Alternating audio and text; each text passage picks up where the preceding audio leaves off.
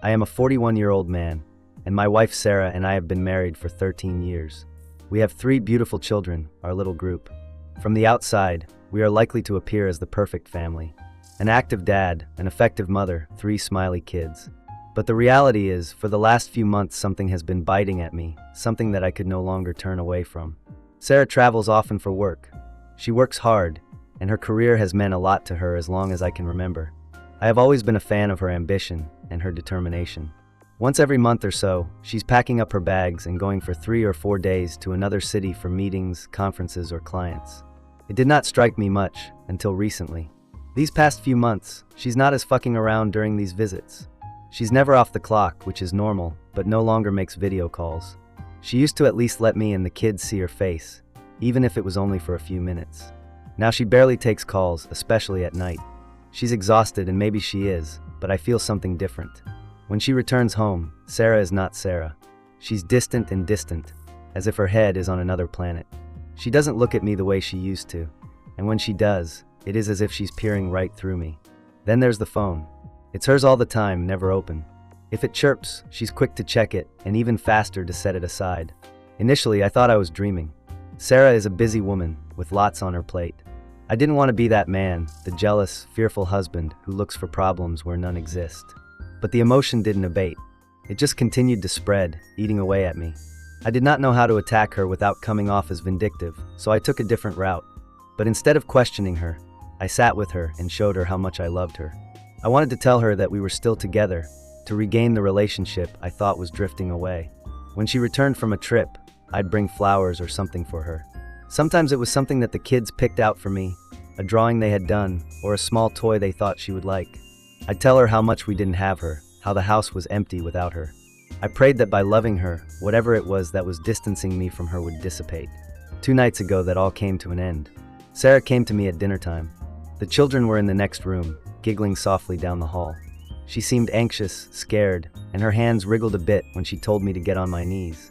"I've got to hear you," she mumbled, just above a mumble. I lay there, already sobbing. I didn't know what she was about to say, but the expression on her face told me it wasn't going to be pretty. She paused, looking at her hands like they held what she wanted to say. She then said something, and it sliced into me. "Why do you do so well for me? I am trying to run you away, and you just keep being awesome." She spat out her words, and tears came down her face. I sat there, frozen. I could hear my chest tighten as a wave of terror swept over me. "I've been having another man," she finally said, shaking. "It's been 4 months. He is younger, coworker, someone I take on the road for work." She went on, saying how it all began, how she had never intended it to be this far. But I barely heard her. My thoughts were racing, and my emotions were behind a wall I couldn't crack. She finished, then looked at me to see if I responded.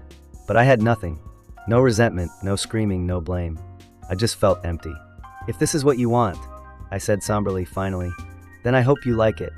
I made a fleeting smile, got up, and walked to the living room to watch a football game. I sat there pretending to watch the game and replayed the scene over and over. I didn't know how to react. Who says something like that and just ignores it? The reality is, I've always thought Sarah was not my type. She's smart, beautiful, successful, a woman who gets noticed everywhere. And me? I am a normal guy.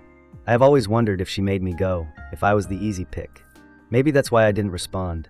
And in my heart, I thought I deserved this. The days since Sarah confessed have been awkward, to say the least. We barely speak. She tries to be okay with the children, but when we are alone, we just can't hear anything. I have been working late, trying any excuse to not come home. Last night, something unexpected happened. After the children went to bed, Sarah came to me. And again, she apologized, eyes tearing. She leaned over and kissed me. I'd been surprised, but I didn't stop her. We were in the bedroom before I knew it. I didn't feel as if I was in anyone's life. She was mad as she had been for years, hopeless. It was as if she had believed that it would erase all, that it would restore what was lost. I let it, but it wasn't right. It was like a dressing over a wound that needed stitches. Tonight, she wants to talk really hard about what happens next. She is wishing to talk about us, about our future. But I still do not know what I want or how I feel. Part of me wants to forgive her, to move on for our children. Some of me would like to leave, to begin anew without the burden of this abandonment. And then there is the other, just worn out part of me, tired of not knowing if I was ever enough for her, tired of not feeling good about myself, tired of being the one battling this marriage alone. and I am well aware that going on the internet won't give me my answers. No one can tell me what to do to fix my marriage or how to heal. But writing it down helps, even if just a bit. So this is it, my narrative spit on.